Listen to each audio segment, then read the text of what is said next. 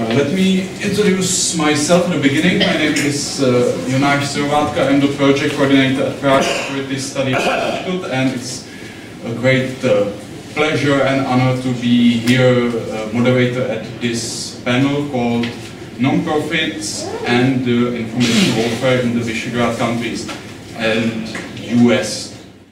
However, I firmly believe that at this panel, even though that we are kind of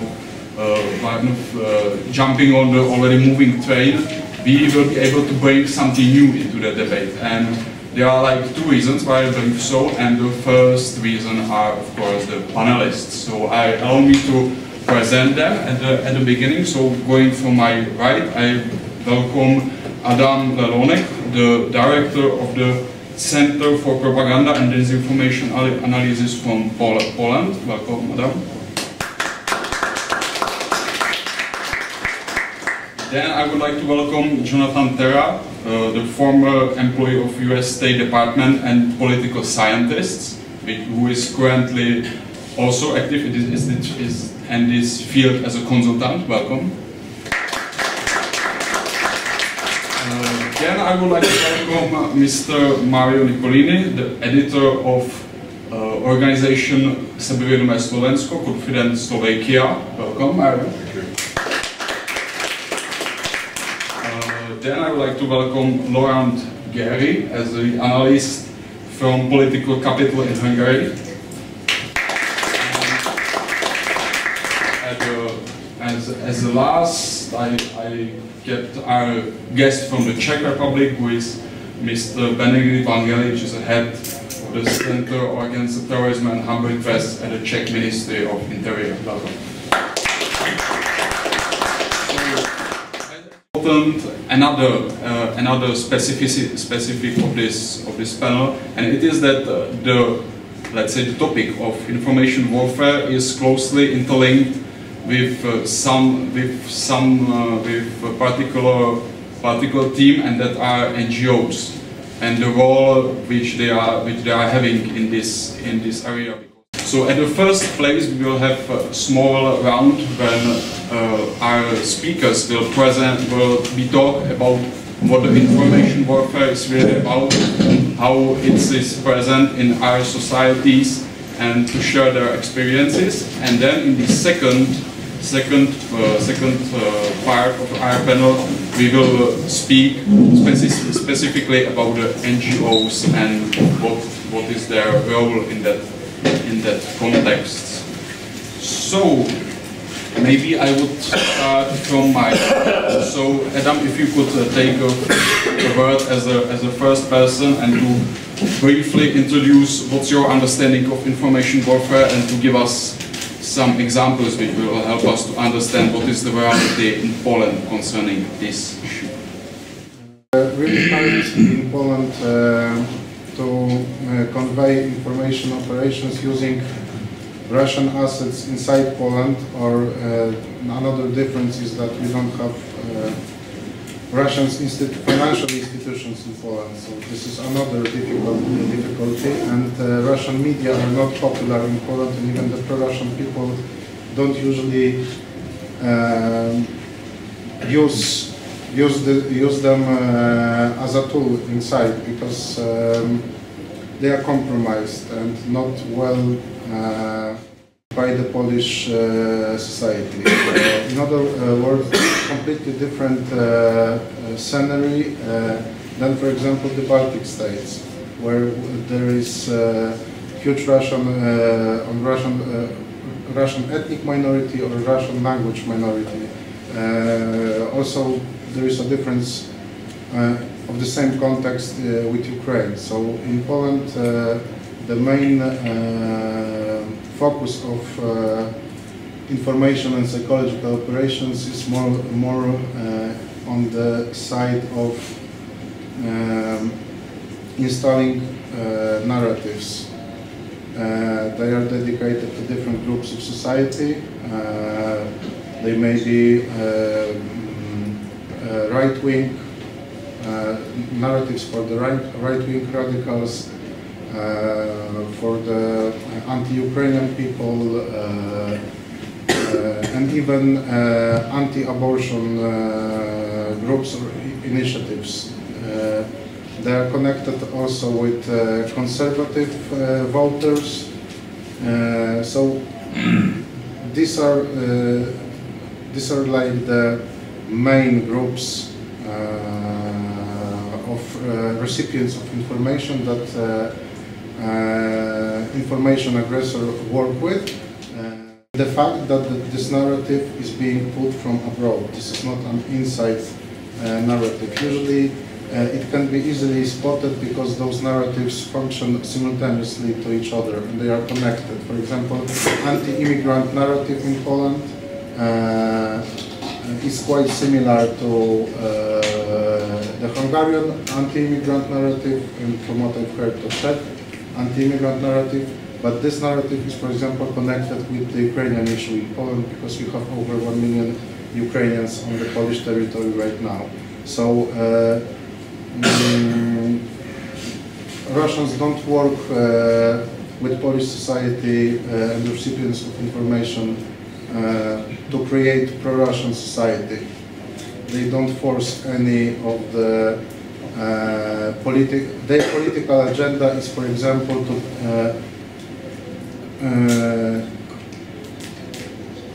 create chaos inside Poland to strengthen the polarization in Polish society even further because it's quite far right now. And for example to create conflict with neighbors in the region and in this way to destroy the concept of intermarum or three C's initiative. This is like the main issues right now.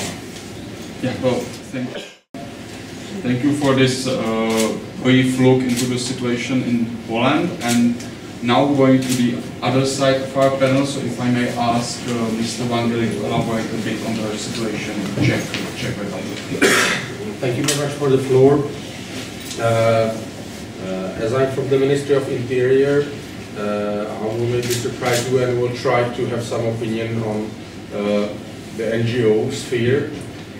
From our point of view, in order to stick to the main agenda of this panel. From our point of view, the NGOs could and have 3 roles or can find themselves in 3 roles. One is a victim of information war. Second, they can be an actor of information war themselves, or they can be used as a tool of information warfare. NGOs and civil society as a scapegoat, victim of different narratives or political agendas that are part of the current information warfare. That's something that I do not need to explain. You can see it everywhere in Europe, and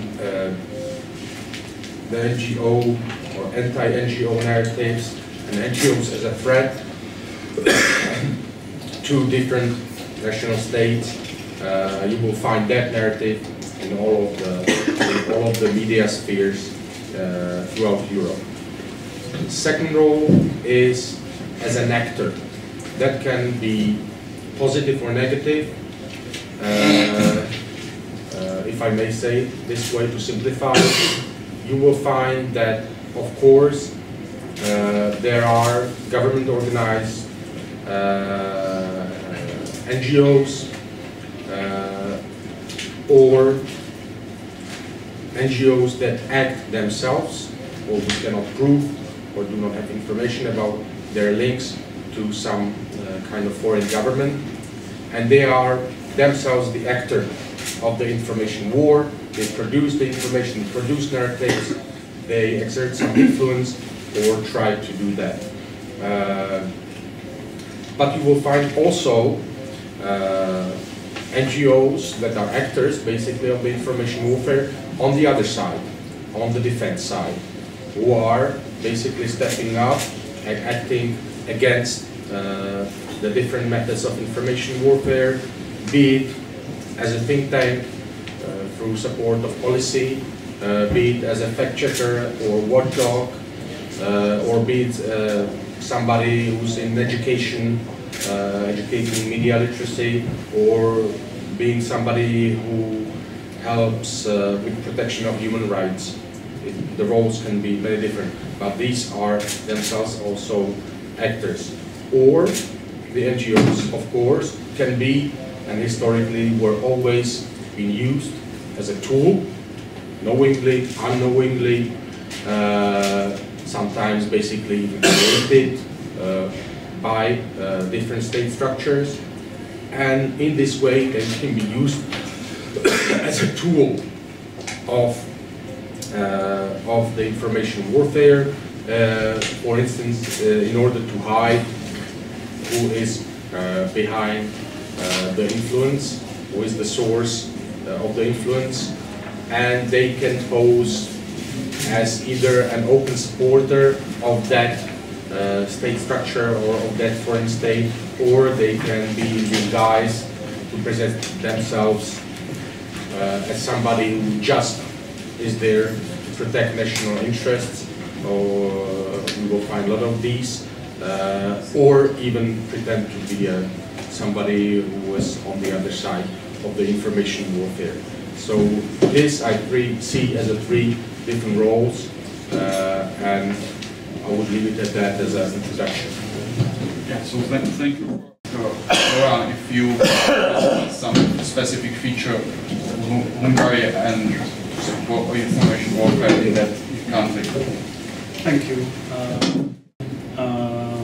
Stress 4 points. The first, that we are facing a new kind of strategic communication, government-organized strategic communication in Hungary that is producing its own disinformation and state-run propaganda, but it's also welcoming at the same time the pro-Russian narratives and the Kremlin's disinformation.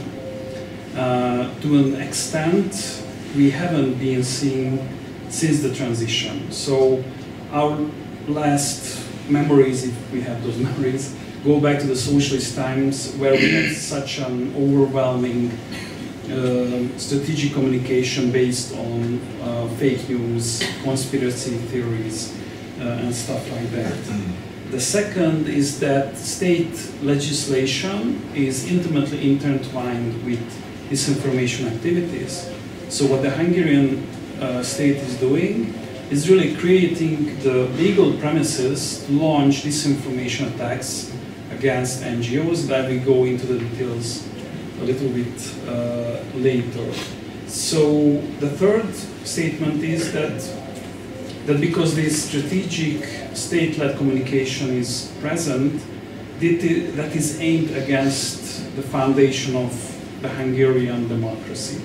So it's really trying to undermine the trust between citizens and undermine citizens' trust in democratic institutions, democratic actors, state or non-state democratic actors. And finally, it is also functioning as some sort of critique of the West.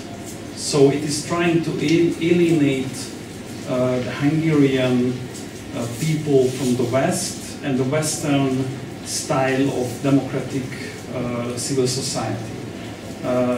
In this way, it's very similar to Russia, where Russian disinformation, Russian geopolitical moves many times serve both domestic and foreign policy purposes. And unfortunately, this is the case we have in Hungary now.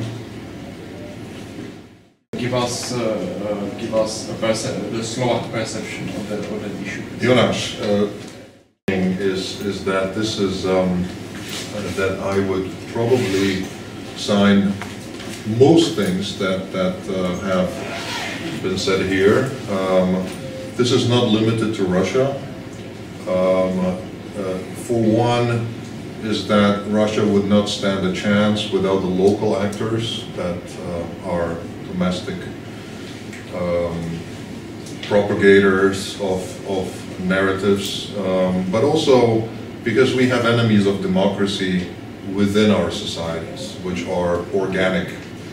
And so there's a collusion of foreign hostile influence and also actors who are just objectively trying to bring down the system as such. Very often these actors are linked to Russia in one way or another, or are openly pro-Russian. There's also China, which is a part of a larger front of authoritarians that are really trying to undermine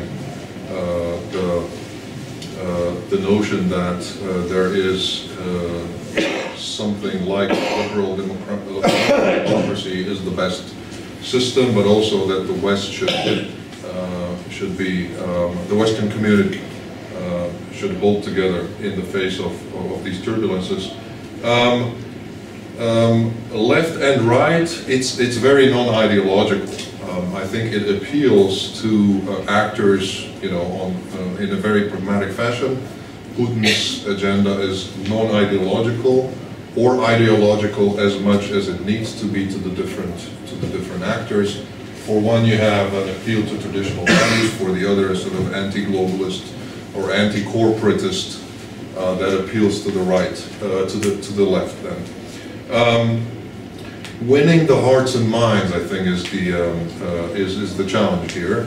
The NGOs are a vital part in this.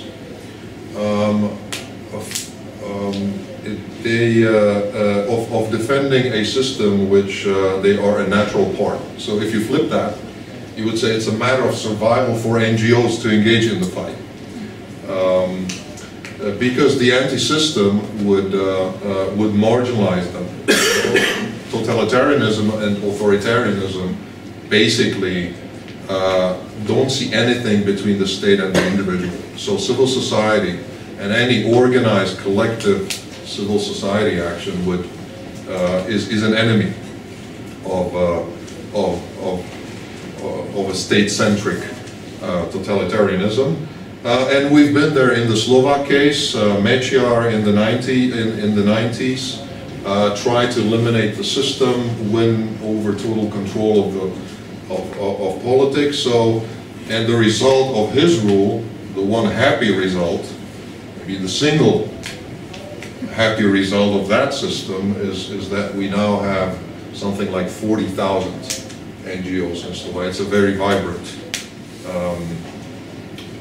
community, I don't know, but it's a very vibrant ecosystem, because for a community there's got to be more. And my positive response to that, we will win this. The question is how much damage will be inflicted on Europe's soft power in the meantime, and on democracy as a model. I think that's the real challenge here. In terms of methods, I would say, you know, former politicians in Slovakia are propagating these narratives. Some academics, conspiracy websites. That's not so prominent in the Baltics, for example. It's quite prominent in Slovakia. One conspiracy magazine, full color, full blown. Mainstream politicians have embarked on anti-system rhetoric, curiously so. Like you had Orban promoting the anti-Soros narrative in face of the mass protests that have rattled Slovakia in the past month in response to the killing of journalists. Prime Minister Fico, who's no longer the Prime Minister, but still the major force behind a newly formed cabinet, has unfortunately given credence to the anti-Soros narrative and basically accusing the president, Andrej Kiska, of being a puppet by Soros. So mainstream politicians have lent the credence to this narrative. Paramilitary groups, you have a different situation in Poland, where they're patriotic and you have a system of including them in the system within the MOD. Our paramilitaries are anti-system, most of them, inspired by fascism and inspired by Pan-Slavism. I come to that. A few priests, which are tolerated by the churches.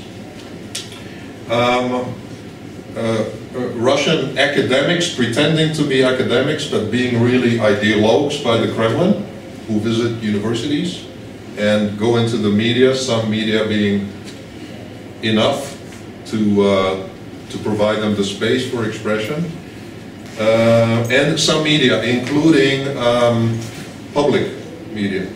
A case transpired at the beginning of last year where the state-run news agency had an incipient agreement with Sputnik. And once that sort of transpired into public space, they cancelled it. But there is the risk of contamination there. Slovak experience, I think it's quite interesting, but also in Czech Republic we have kind of, when you have some disinformation portal, you will learn that it is kind of successful when he is trying to get his printed version, so it's kind of like often the same case as here, as it was mentioned in Slovakia. So Jonathan, if I may ask you somehow to sum it up and maybe to add some kind of larger view to our, let's say, before experience. Well, I have three things I want to talk about, and that's distinguishing misinformation from disinformation, which are two different things. And we tend to use the word disinformation. Misinformation, on the other hand, and I'll define it in about 12 seconds, is actually more dangerous in many ways. And I'll be clear why. The second thing I want to do is ask the question that we almost always forget to ask is, what do they want? Why are they doing this? Having worked in diplomacy, diplomats do that as well. They prepare themselves and they have their interests and they try to understand the other people, but people often forget to ask, what do they want? And why are they doing something? The last thing is, this whole information warfare thing in the age of the internet is new. Information warfare is not a new thing, but it begs the question of what is expertise in information warfare in this era? Who is an expert in information warfare? That's a question we all have to talk about. So the first thing is misinformation is the selective omission of details from fact-based narratives. That's how I'm defining it. For the purposes of manipulating people by withholding strategically information to influence their opinions on something. To tell half the story gets people riled up, and you can find evidence, photographic evidence, documentary evidence, showing that an event is happening.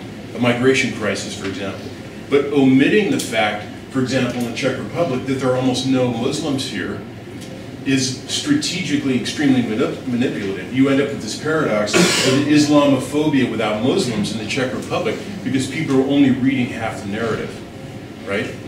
So that's based on misinformation as much as disinformation. Disinformation, on the other hand, is simply the, I'll get this on my phone. Disinformation is the just fabrication of a narrative, right? They're very important to distinguish from each other. Disinformation is much easier to debunk. And Benedikt's job, and people who work at the center in the Ministry of Interior, have this big challenge when it's misinformation, how to counter it. Disinformation is probably what they spend more time doing, because it's easier to say that's just fake news, whatever you want to say. Anyway, it's something to think about, disinformation versus misinformation, and how the one that's the softer variant is actually the more deadly variant in many ways, manipulating public opinion. The second thing is what do they want? I remember having this conversation about, I was doing some work for NATO on this, and the Russians are up to so-called hybrid warfare, which is just non-military means of subverting your adversaries by doing things like cyber warfare. Why would they do this? Why are they doing this to us? What is it they want? Well, I think different people have different answers to that. But Russia right now is ruled by people who have a crisis of legitimacy and a crisis of leadership there. There's no succession mechanism in Russia right now. They need to hold on to power, the people who are in Russia right now. And one of the ways they do that is they subvert democracy in countries which could serve as examples of how this alternative system works better than the system we have. So they have a strategic incentive to create chaos in elections, to create divisions between groups, which is what they did in the US election, for example, to show people in Russia, look, this is nonsense. You don't want democracy. And that ultimately is why they do this. There's a feedback loop through the Russian media going back to Russians. Russians are ultimately the target of Russian disinformation and misinformation if you take it to a meta level. This is about controlling who rules Russia by structuring the parameters of the debate within Russia. And that's why the Kremlin controls the media so completely. It's important to remember that. So in Europe, the narrative is obviously, making Europe look, the EU look like it's divided, unstable. Hungary is going on this path, Poland's on this path. In the case of the US isn't really a competitive political model for Russia. The US is an adversary. To make the US look chaotic and poorly governed and weak in its foreign policy decisiveness is a way of letting Russia reestablish its regional influence where it doesn't want the US to compete with it. The Middle East is an obvious example right now. So the incentives to create chaos and mischief in the US is slightly different than in the European Union and the rest of NATO. So the third thing is, I want to talk about information warfare. Oh, I need a couple of experts. Well, who's an expert in information warfare? The real experts in information warfare are the people out there spreading disinformation and using technology to pollute debates. We, on the defensive side, the supply side, the attack side, they're the people who are experienced, who are the experts. We, defending against it, are really running a natural experiment in how to defend. We are building a boat on the open sea, building a plane in midair, in effect, because we've never had to do this. Ultimately, the best inoculation against this is media literacy and getting people to understand how they're being targeted by narratives that try to unite the tribe. In the case of Hungary, for example, the Czech Republic, by creating an enemy out of Muslims. And the immigration problem is not really an empirical problem. And the US, Mexican migration is actually, if you watched Fox News and you listen to Donald Trump, you think that there are Mexican rapists lining up at the border.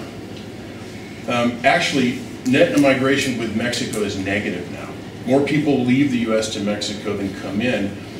That fact is always omitted from the debate. Even among people who are well-intentioned, they forget to omit that fact.